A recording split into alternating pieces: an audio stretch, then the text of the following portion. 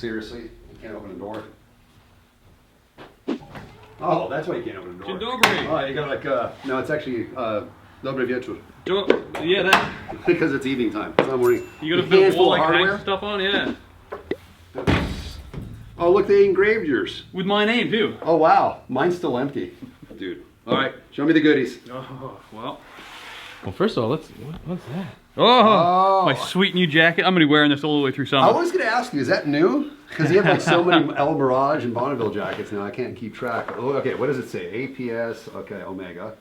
214.034 miles an hour. I don't care.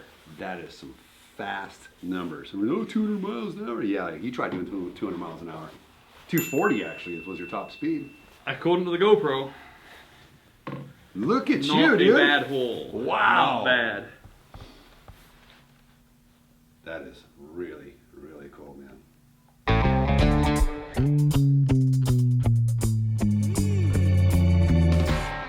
Good evening. I'm Matthew Dealey, the brand new Revolt shop. I'm here with the Kent Rich's Randy Nelson electric land speed motorcycle that was the fastest thing at Bonneville on two wheels in 2024. We did 236 miles an hour. And we get a lot of kind of the same questions about it, so I thought we'd go through it and kind of address them all. But it's a bit of a weird machine. This bike runs in a class called APS Omega, or Omega APS as it's written here. The A means special construction, so it's not based on any production vehicle. It's not, a modified factory machine. And then PS means partial streamliner, which means you can see the entire rider from the top and from the side, except from the forearms. That's the only part of you that's allowed to be inside the fairing. But apart from that, it's pretty open on what you can enclose. As you can see, this whole bike gets pretty enclosed. All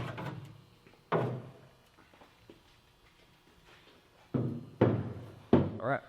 The Omega part of that refers to the engine or the motor. So every other class would be, APS, and then the displacement with the motorcycle. Our displacement is 0 because we're running this giant UQM electric motor. This is a power phase motor, they call it. It's a permanent magnet AC motor that's designed for kind of light to medium duty commercial vehicles. It's not the most up-to-date motor in the world. There's a lot more, modern. There's axial flux stuff coming out and all sorts. There's Ohio State ran axial flux and they were screaming. But it's a sledgehammer. You can see the size of the thing. It's a little bit dinosaur, and I kind of like it for that. So these fairings, these have some development in them too. These are made by Kent Rich's of SX Streamlining. Kent, who also built most of the bike. I know there's been several changes over the course of the bike to get it, like I said, get it stable down the track. And either having some problems with lift that they solved, all kinds of things like that are really, the more I learn about aerodynamics, the less I understand it. It's such a deep field that it kind of scares me a little. So I'm really glad there's something that I didn't have to deal with. Because I didn't intend to ride this bike originally. I was building my own land speed motorcycle. I had a frame and everything, mapped out. Being part of the San Diego Roadster Club, we talked to all these different people, have all these different vehicles, and Kent kind of says, well, I've got this bike kind of collecting dust. Do you want to take it out and modernize it and take it out racing? Which was, yes, obviously. If you look at the stickers, from down here on the frame stickers to up here on the competition stickers, this thing's been racing since 2009. This held, I think it was 9 land speed records, or it set 9 land speed records between 2009 and 2012. So we've got a decent amount of pedigree on it. And then it just became, as the technology moved forward, this bike kind of fell into history until we put modern battery pack in it. And really that was kind of the big change it needed. It had some cylindrical cells. What we put in it are these prismatic cells out of a Gen 3 Honda Insight. And these things are just, you can't believe how much power they put out. It's kind of the size of a credit card, and it'll put out 10 times the current that your household, outlet will. After kind of 2012, when this thing kind of became, not old news, obviously, if it ran for that long, over 200 mile an hour even back then. But when it became less competitive, it went into the Peterson Museum for a while, so we kind of pulled this thing out of there and went racing with it. This motor is designed for buses, really, commercial vehicles. And it sits on the floor of the bike, and it touches the bottom of the seat. They just built a whole frame around this this configuration. And in 9 days, too, from when they bent the first tube to when they ran at Bonneville was 9 days. And in the, I think, 3 or 4 years that they ran it, the top speed of it was 209 mile an hour. This thing it's always been an electric bike. It's not like it's a frame from something else. But to do that 15, 16 years ago now, still over 200 mile an hour on a bike that was originally built in 9 days it's staggering, because it took me the best part of a year to go through this thing and make it run again. So every event that one of these vehicles runs, whether it's car or bike, you get the sticker after inspection to say, we're good to go. So these are all the ones from 2011, 2012. We come in here July 2023. That was not a good maiden voyage for us. We only got maybe 100 yards off the start line. This is a sewing machine that we have here out of the rookie lane. This is an electric bike, San Diego Roadster Club entry. And this is Wheeling Welshman behind the controls. I can't hear anything. We had an issue with the inverter, which in hindsight was kind of obvious. It was a voltage issue. But that fuse went off like a shotgun blast. So that was a bad event. October was a good one. You have to license up with these things. They won't just let you go out and run hell for leather first time. So we licensed up to 150, I think it would have been. And then the next event in November, we licensed up to 175. In May, we did 193. And then June was our first record on the bike. So that was finally, this is all coming together. We did 214 mile an hour in June, and then went off to Bonneville. It was a record, and then we blew it up again in November. So I'm doing some kind of off-season troubleshooting, because we're still not exactly sure what happened. I've had this inverter out of the bike, completely stripped down to kind of nothing, right down to the capacitors, and there's, as far as I can see, nothing wrong with it. All the capacitors look perfect, nothing's like venting or leaking, or... That's what we did to the old inverter, is we blew the capacitors out of it. So it looks good, nothing smells burned inside there, so we'll put this back in pending everything else being okay. We put a mega meter on everything, all the insulation resistance looks fine. I have a theory as to what we did. There's kind of a weirdness with electric race cars, is that it has to be at the right temperature. If you go out on a cold day, your batteries aren't going to perform as well. So this last event, we put heating pads around the battery pack. So what these are is they're built for 55-gallon drums or buckets or whatever to heat them, and these can get up to way past the boiling point of water. So we wrap these around the battery pack to get it up to temperature, because in November it was 30 degrees overnight, which we would have been dead. This thing would have had no power at all at that temperature. So we kept it in the van overnight, brought it out in the morning, turned these on, got it roasting hot, took off down the track, and at about 180 mile an hour, it kind of just went dead on the throttle. So I think something went into limp mode.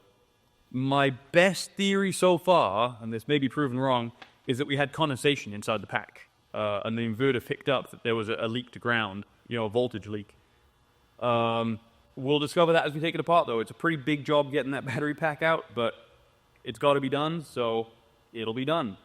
So part of what I really like about this motor is it's a really large diameter motor, which lends itself to really low RPM, really high torque for an electric motor.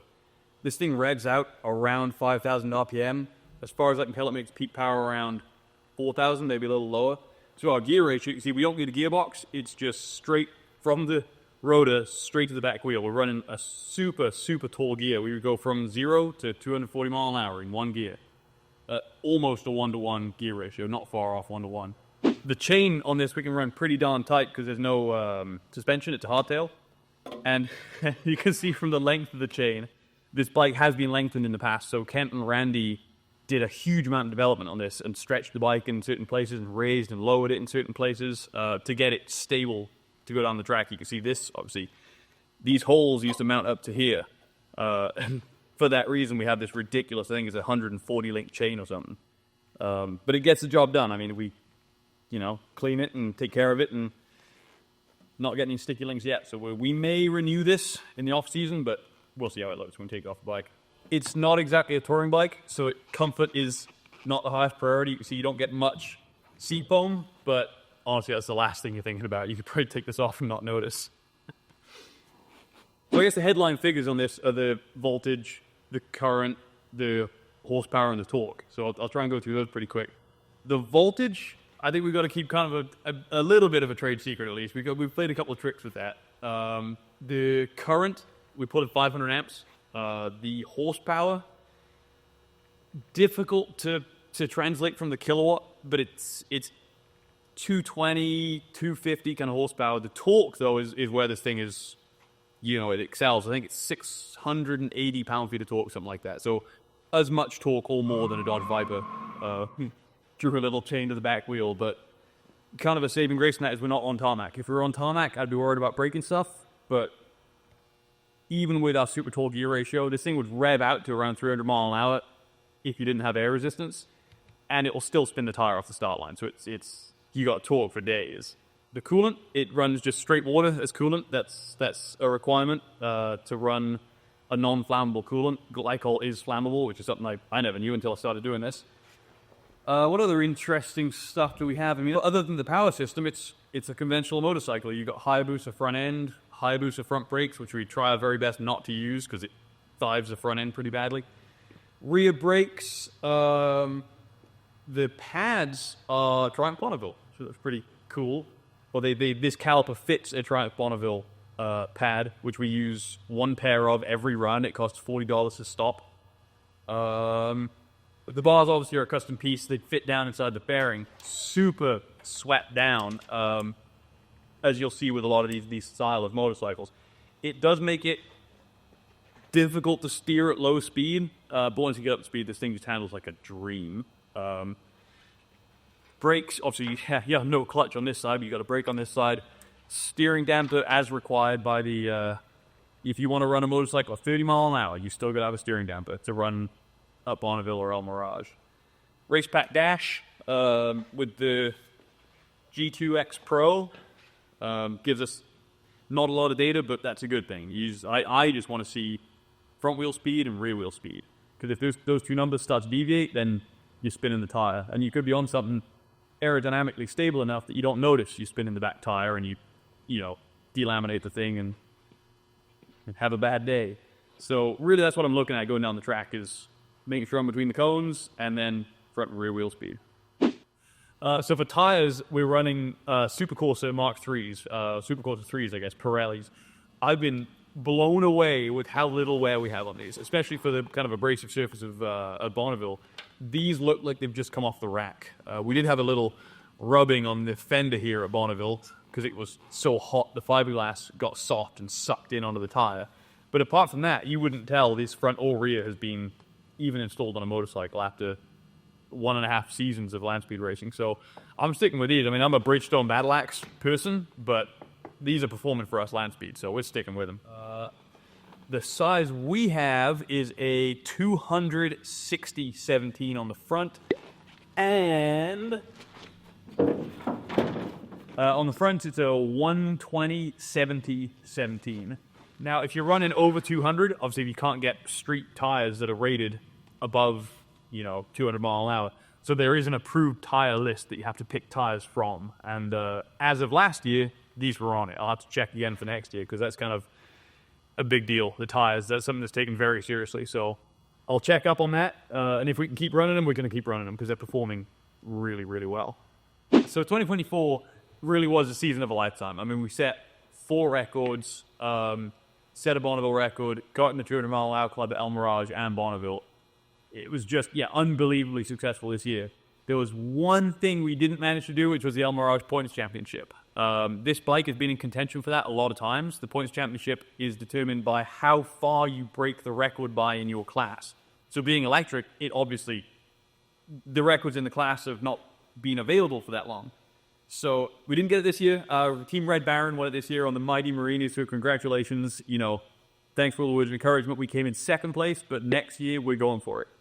We're running in a different class, so we're running on different records. We'll be running this in just A Omega, no partial streamliner, which means we're going to be running it naked. Bike, that is. I just got done blowing the dust off of this from the last season. We've been busy with a lot of stuff around the shop, but diving right back into it now to troubleshoot it, get it up to fight and fit, and we'll see what we can do in 2025. All right, so thanks for dropping by and checking out this bike, for looking at the cool toy I get to play with. If that answered your questions, great. If it didn't, ask them in the comments below. Like and subscribe if you're into that kind of thing, and we'll see you around. We'll follow up with you further on in the season.